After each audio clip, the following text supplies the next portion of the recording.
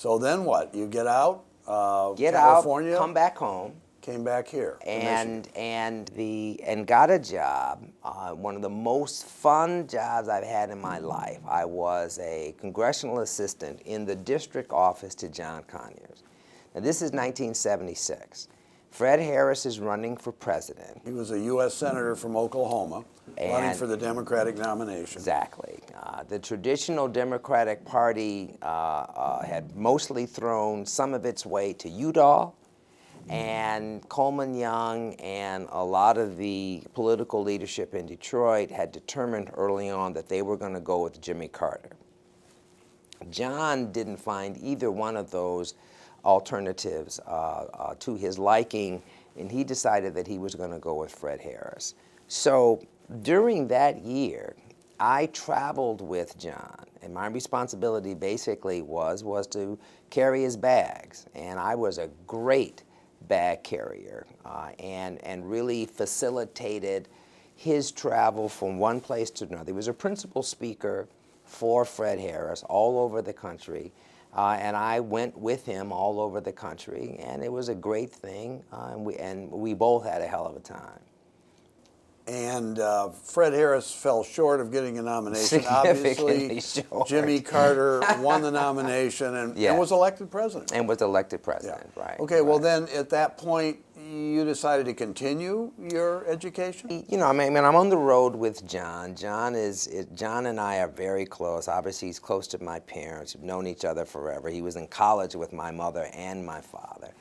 And so I'm in constant conversation with him. And John Bill had always been one of my idols. And he was a lawyer, and I wanted to be a lawyer. And John said, well, when are you going to go to school?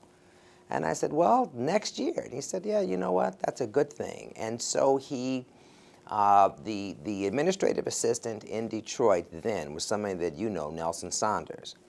Nelson, John directed Nelson to assist me in the whole law school application process, wrote a terrific letter of support, and the young lady that I was going out with then was from Los Angeles, and her brother, Tommy, was a really important person on USC's campus. Walked my application into the dean's office.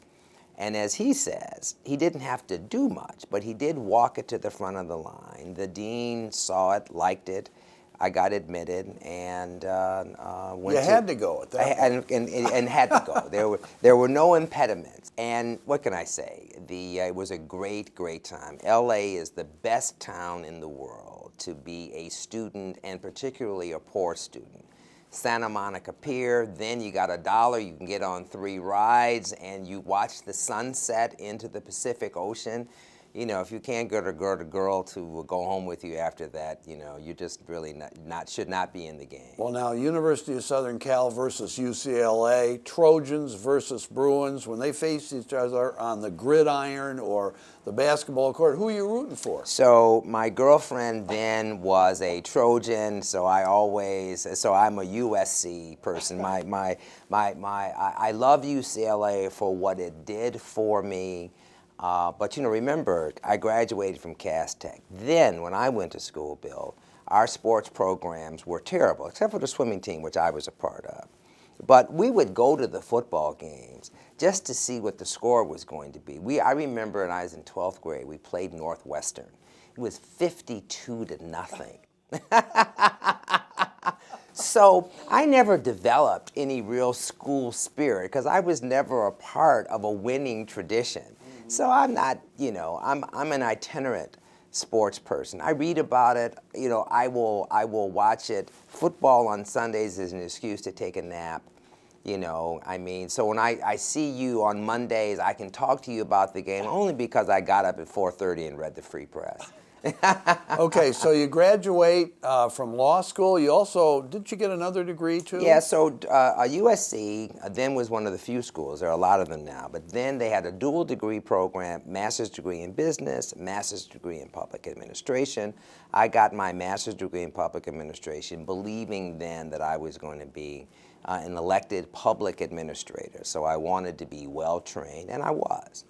Came home, passed the bar, and bided my time volunteering in John's office, hoping that there would be a vacancy on the Judiciary Subcommittee of which he was a part. This is like 1979, This 80. is 79. This is November 79. I came home, took the bar, didn't do anything other than study for the bar. And then after I'd finished taking the bar in July, I was volunteering in John's office, kind of hustling around, doing filings for lawyers, not really doing anything and hoping that there would be a vacancy in John's Washington, D.C. office. Remember, Peter Rodino was the head of the Judiciary Committee, but John was the vice chair.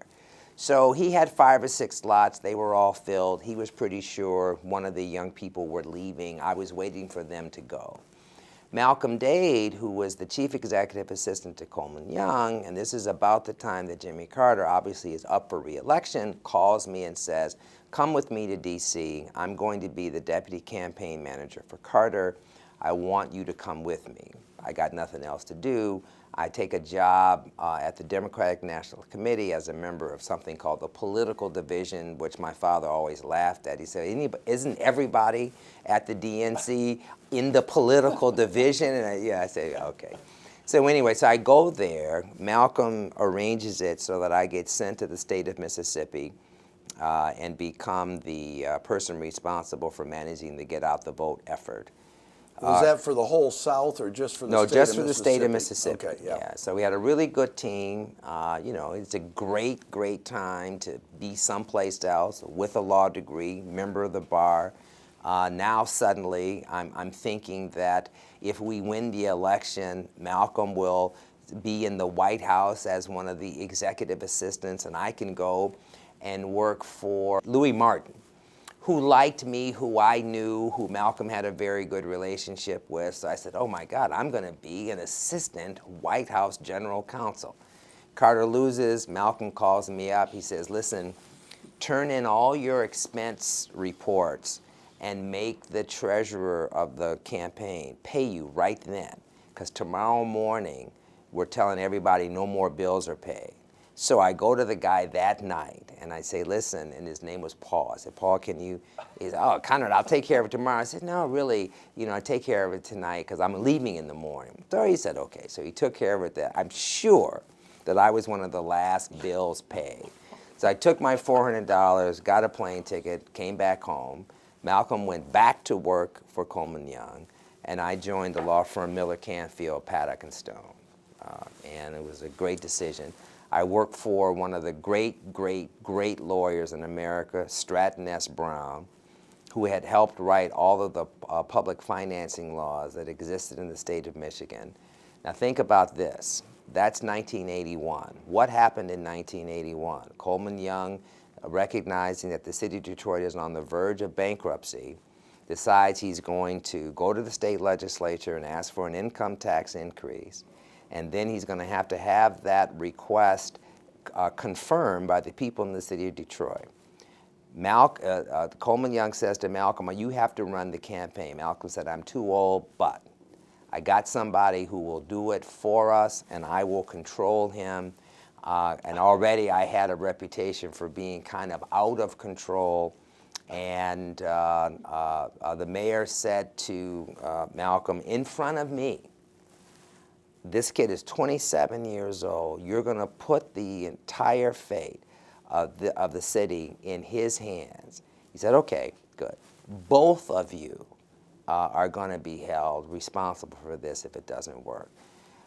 We had a group called, remember these guys? John Martilla, Tom Kiley, Martilla and Kiley. Absolutely. They were our political consultants. Okay. And man, they came up with vote yes, which was like really, think about it. I mean, that was the essential requirement.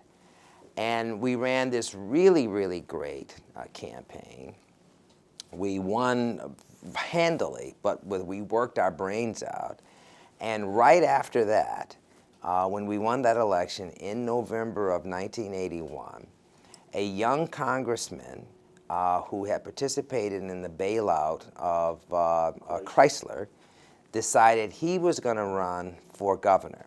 His best friend then and now, is a man by the name of Ron Thayer. Ron Thayer was very close and had been very close to Malcolm Dade for decades because what? They both worked for Frank Kelly. Okay. Ron Thayer went to Malcolm Dade and said, we need a deputy campaign manager along with Rick Weiner and a young woman by the name of Ellen Globercar. And who do you recommend? Malcolm said, I recommend Conrad Mallett. I met with Ron. Then Ron took me to meet with Blanchard. I go back to Malcolm and I say— Was that the first time you really met Blanchard? First time that I had met Blanchard. We liked each other, but remember, you know, my political patron is Coleman Young. So I go back to Malcolm and I say, listen, what do you want me to do? And Malcolm says, we want you to do it. And I said, well, is the mayor going to endorse Congressman Blanchard? He said, not right now. I said, well, what am I doing? And he said, well, you're going. And I said, oh, I'm the peace offering. I'm the stake in the ground. I'm the mayor's indication that things are going well. And if they really go well, then the mayor will come. And if they don't go really well, the mayor won't, and the only thing you sacrificed is me. And Malcolm said, you know, Conrad, I couldn't have said it any better.